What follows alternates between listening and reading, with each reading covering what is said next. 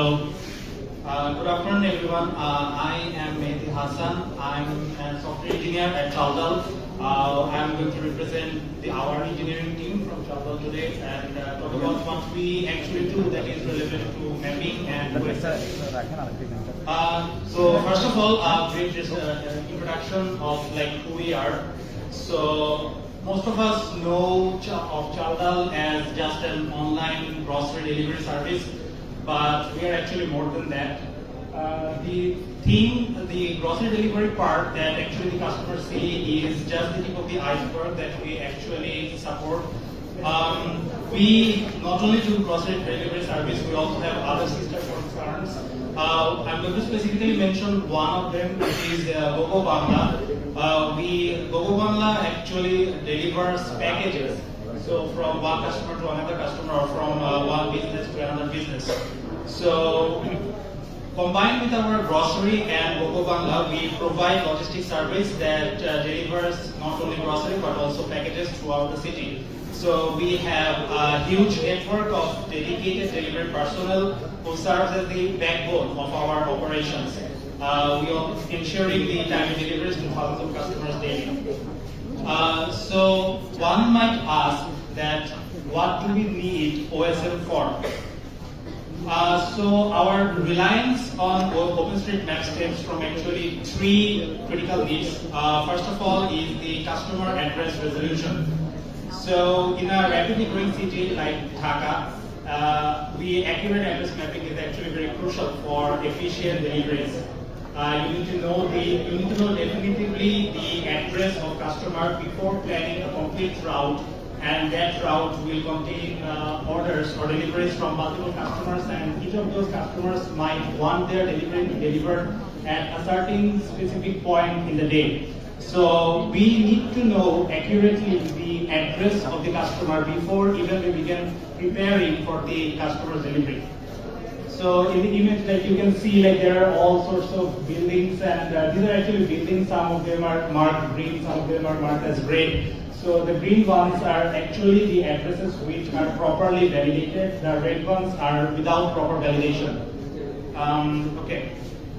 And the second point that I mentioned in slide is precision in last mile navigation. Last mile navigation is basically whenever we have some sort of an idea of where the building is, but when the delivery agent goes out into the road, he has to still figure out accurately where the particular building is. He might need some sort of a landmark to figure out where it is. And the second point is optimal route planning. So I've already touched upon this. By optimal route planning, I mean we get orders from hundreds and thousands of customers per single day. And so at one single point of time, we have deliveries for customers throughout the city. And each of those customers have different weight, volume of deliveries, and also their specific time is also different. So these landmarks, these mappers that you see on the map on the left side of the image is some examples of customers residing in the different part of the city, and the blue mapper is, for example, our hub, our warehouse. So all the deliveries are going to start from that landmark. So given all these different points in the city where a customer might want their delivery, and given that we have some particular vehicles in our warehouse, how do we optimally plan routes and assign each of these routes to the delivery vehicles so that each particular vehicle can go out into the road and deliver their delivery to the particular customer at their specified interest of time. So the middle image and the third image shows just two different routes in particular sequences in which order should the delivery agent deliver the products to. So those were the basic, even though I've termed everything as very short, but obviously there are huge complexities going through it. We need complex algorithms, and we need important, our baseline is we need proper estimates and proper data. So the problem we're talking about is actually huge and complex. We have not yet cracked it, but we're on our way there. So to reach that goal, we need to address some of these issues, which I'm going to discuss now. So some of the issues that we faced is number one, unmapped buildings. So like there are many buildings across Dhaka which are unmapped, and just about Dhaka, like Dhaka is our metropolitan city that is like every business and every corporation talks about the most. So like if we don't have enough mapped data on Dhaka, then how can we expect more data from rural areas? So like even in Dhaka, we have found that like there are many unmapped buildings. So in the first image on the right side, you can see like there are 3 buildings which are filled as white color. So those are actually buildings we know that exist, but those are not mapped properly. That is, those are not tagged. So a building might have different tags. It might be a hospital. It might have what type of, how many stories there are, how many entry points there are. So there are all sorts of information that a building can have, and not even all the mapped buildings have all these informations. And I can talk about why these informations are relevant to us, or maybe some other party or some other organization, but I'm not going to talk about that right now. So yeah, the first issue is unmapped buildings. We have buildings, those are not represented, and even if we have buildings, those are not properly mapped. And the second point is missing road networks. Well, I don't actually have to say much about this image. Like it's pretty self-explanatory. You can see buildings, but we don't have any roads connected to it. Now, this is an actual image taken from OSM. It's in Joshua. Like you can look it up right now with the name. It's called Charmar. I can't read it, but it's there in Joshua. Yes, but we know for a fact that there are roads connecting these buildings. The problem is the roads connecting these buildings are accessible only for bikes. Not even cars or vans can go there. So that is an important information because bike is a very well-known vehicle, well-used vehicle in Joshua. So we need to have some sort of a representation that there are roads connecting these buildings. Yeah, so this is just one example. Dynamic road conditions. Well, let's talk about the first part about the real-time blockages. So we have seen like how chaotic and lively the roads of Dhaka is. Again, I'm going to talk about Dhaka a lot, but this applies to almost all the cities and roads of our country.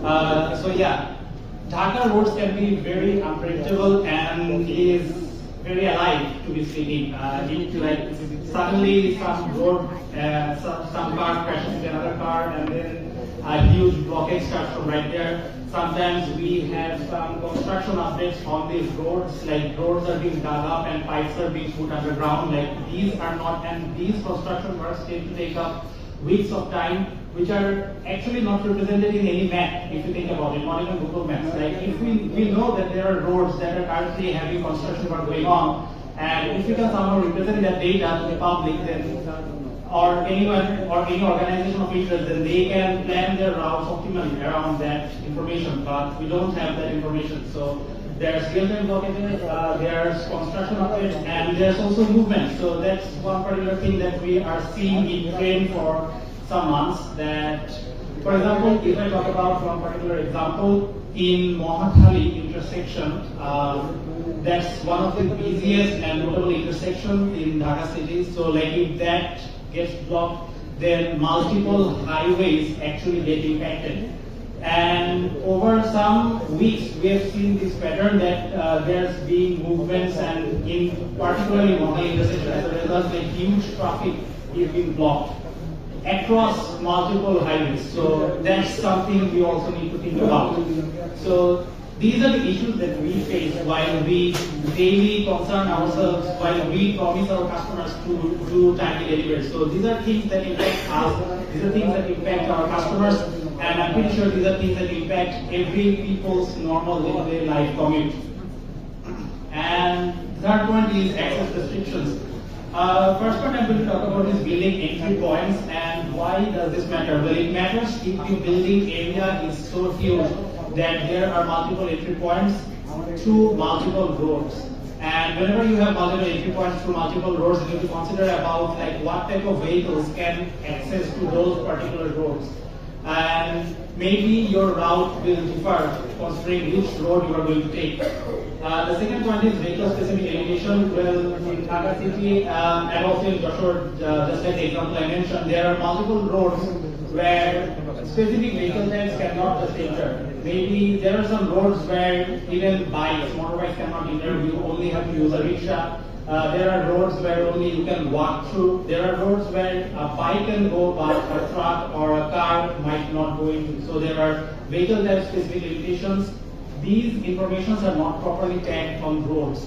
There are time-based access controls, so there are some areas where you have to enter to particular gates, for example, DOHS areas, and some gates are actually closed off at specific times. For example, some road gates are closed up, I don't know, maybe at 9 p.m. and 10 p.m. So there are time-based access controls and there are security restrictions. Security restrictions is like, for example, there are some particular cantonment regions where you need to have a particular license to get into. So yes, you need to have information of those restrictions on the road tags. So I think in this image you can see like the colors of the roads actually indicate what type of restrictions are there on these roads. Yeah. So next I'm going to talk about like our contributions. So I'm actually moving a bit fast. Like if you have any questions, like feel free to raise your hand and interrupt me. So yeah, in our contribution, since like I've given this sort of idea of what issues we face, so that means we obviously have some workaround in what issues in the issues that we face. So we also have a lot of data, considering that we have a huge number of field operatives working at the ground. We have this network of information that is being fed to us on a daily basis. So what do we do with all this extra data that is not present in OSM? Well, first of all, missing building footprints update. Whenever we get a new order from a particular customer, we need to get their address. And whenever we see that we don't find that address in either the OSM or not even in our system, then we go through a validation process where we try to figure out where the person's actual physical location is and try to get a footprint of that building. So whenever we have this new footprint, we not only add that to our system, if we have a rigid validation that of that footprint, we also update it to OSM. So we actually have multiple footprints updated in OSM from our end. And roadblocks. By roadblocks, I mean, I want to specifically talk about intersections. So sometimes some intersections are being closed up, and these are updated, but the update process is rather slow. And OSM usually falls behind Google Maps in this regard. But since we have a lot of field agents who are working daily, we actually know whenever there is a particular intersection, a major intersection that's being blocked. For example, I want to talk about a recent incident where the Bonani Chairman Bari intersection, the one that leads into Bonani from the highway, so that intersection was blocked. As a result, like this actually impacted the traffic of that highway a lot. Like I cannot really emphasize on this much. I believe people who travel to that particular road can relate to it.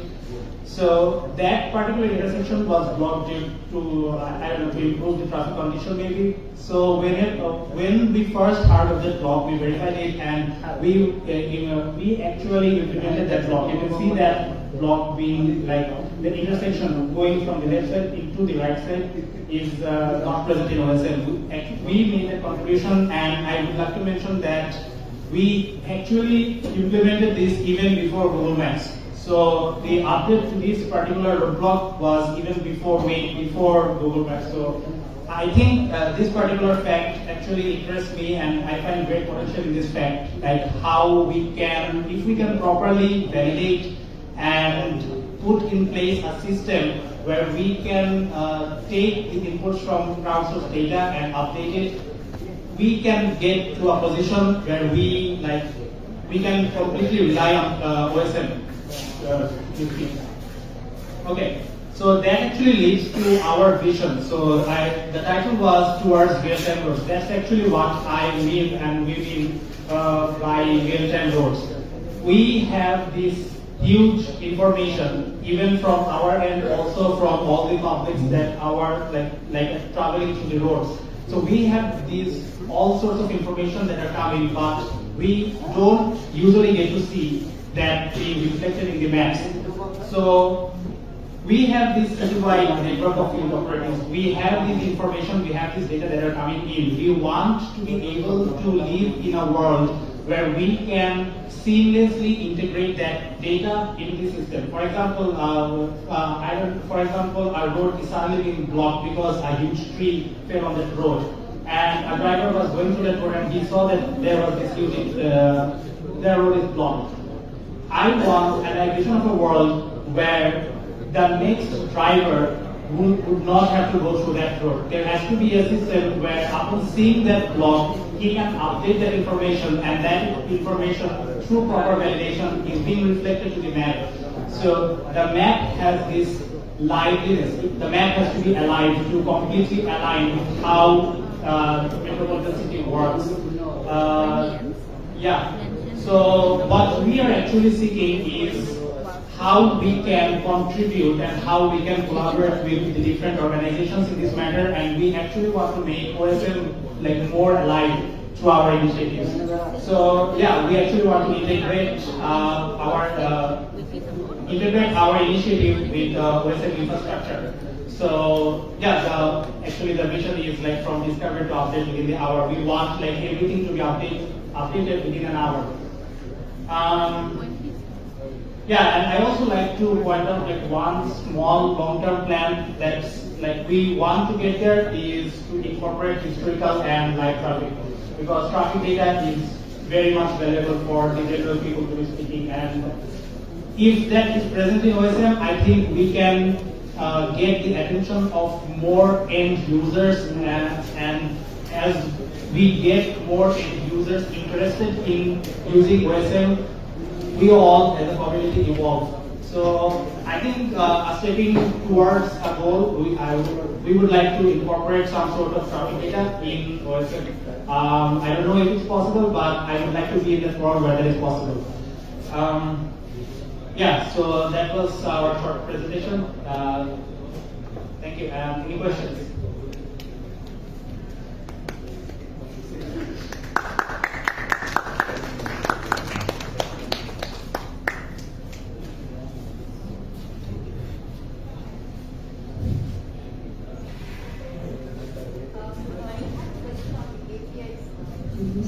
Navigation, directions, and how do you get what the libraries can be used for visualizing the camera? Is this an app or is it like something like a web application?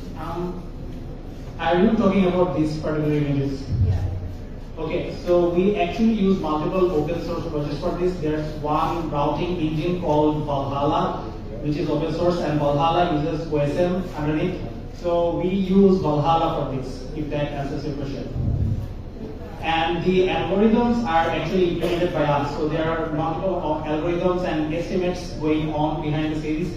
So not everything actually comes from Valhalla. There's like a mixture of Valhalla, OSM, and our algorithms and tables into it.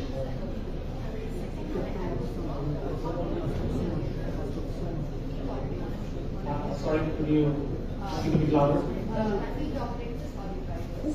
Do they do the OSM updates for the road blockages or any? No, they do not do the updates themselves, because like there's a question of quality and weather and validation. So they report to us. So okay, first of all, we have an idea of where the delivery agent is supposed to go. So for example, if you see this map, the image in the middle, say this particular delivery agent is supposed to go to the mapper point number 1 first and then 2.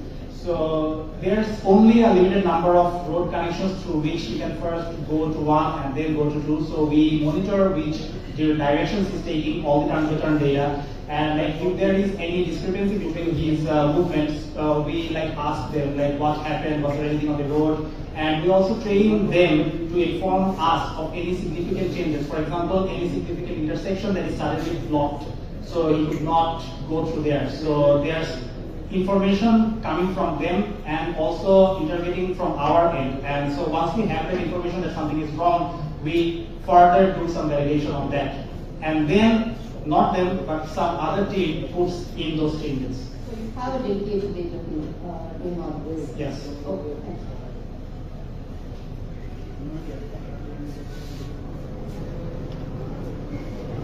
So my first question is, are you able to track the riders, the one that's doing the delivery? Yes, we have GPS of the roads. Okay.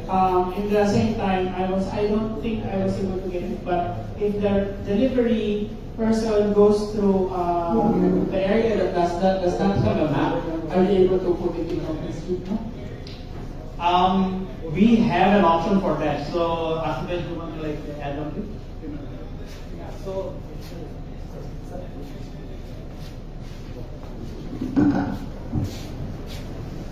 hello. Okay, so basically when a customer actually places an order, in that case we actually like try to validate their address first if the address is not mapped yet. At least, so basically in that step we actually already know that whether the building is already in the OSM or not.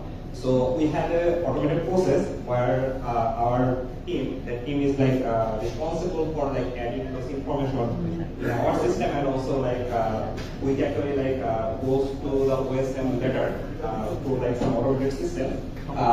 So in that step we actually like like map the building and also like take the initiative for what to do to the OSM of the building's information.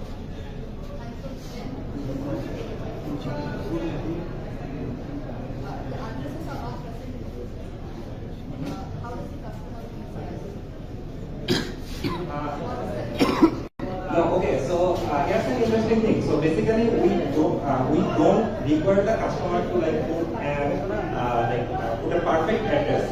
They can actually like put anything, or like sometimes they can actually like contact with our customer service agent.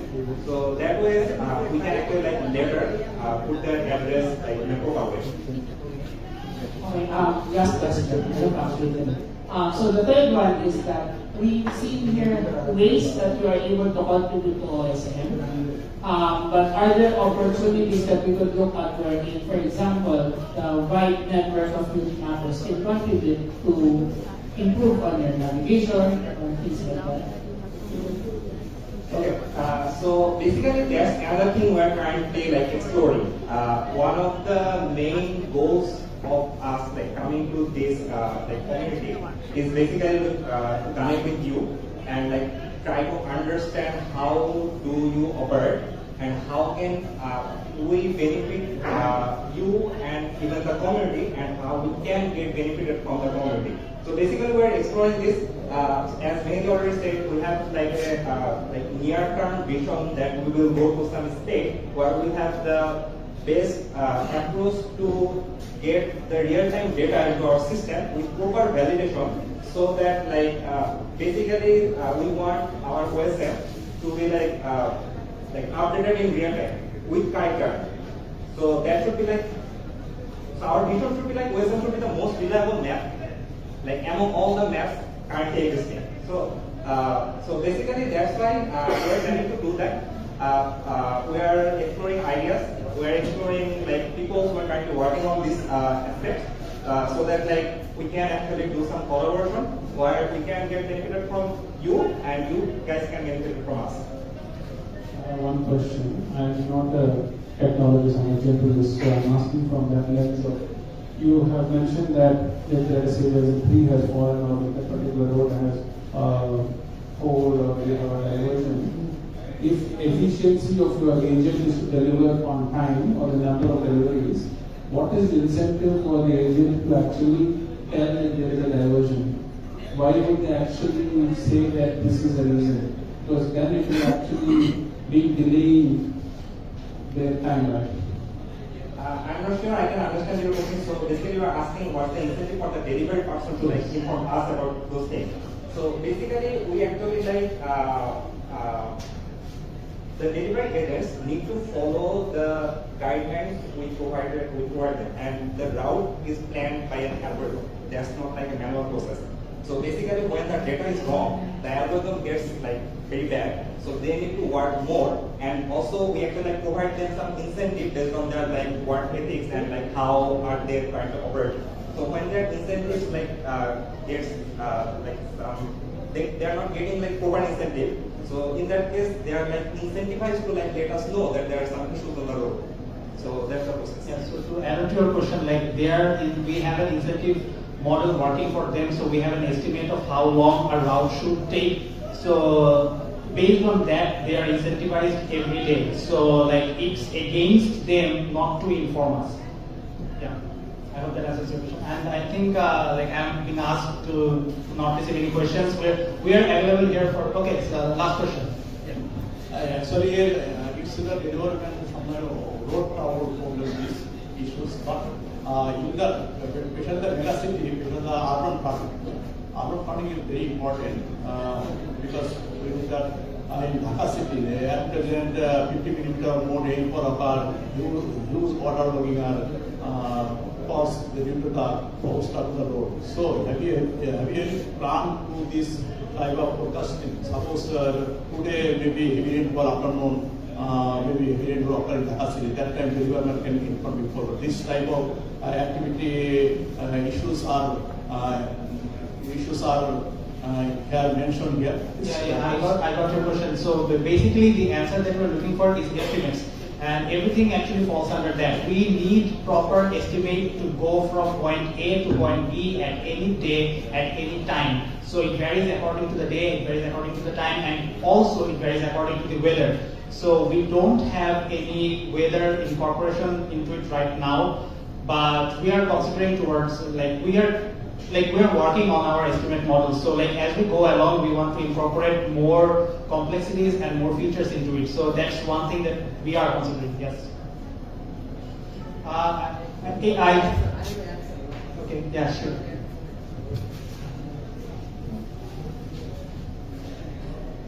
I'm really sorry, but I have to make this one the last one. We will be available throughout today and tomorrow. Okay, so I saw the problems you face, and you show us the problems that you are facing in OSM. So basically, OSM is open for everyone. It's an open database, and the OSM is the contribution in OSM only did by volunteers. Anyone can do, but the most of the people who are contributing in OSM, they are volunteers. So as Nama said, that not only volunteers, organization like Chandal, if they can contribute in OSM, like you guys are getting thousands of customers in a single day. So and you have the OSM data, the data of missing places. So if you got from these thousands, if you got 50 missing places, if you contributed, so that the OSM will contribute. Yeah, that's exactly what we are looking for. We already contribute on a regular basis. Yeah. And we want to contribute more. That's the reason we are here. We want to connect. We want to contribute. Okay. So for connecting, if you can upload by yourself, there are plenty of communities in Bangladesh. So like youth members, there are open mapping hubs. So in open mapping hubs, there are highly trained gurus. They can also contribute. Some days ago, we mapped 48 slums in Mirpur area. The slums are so much vulnerable, and we mapped with the help of open mapping hubs and World Vision Bangladesh. So yeah, that's the. Yeah. I hope that we can connect more. Yeah. Yeah. Thank you very much.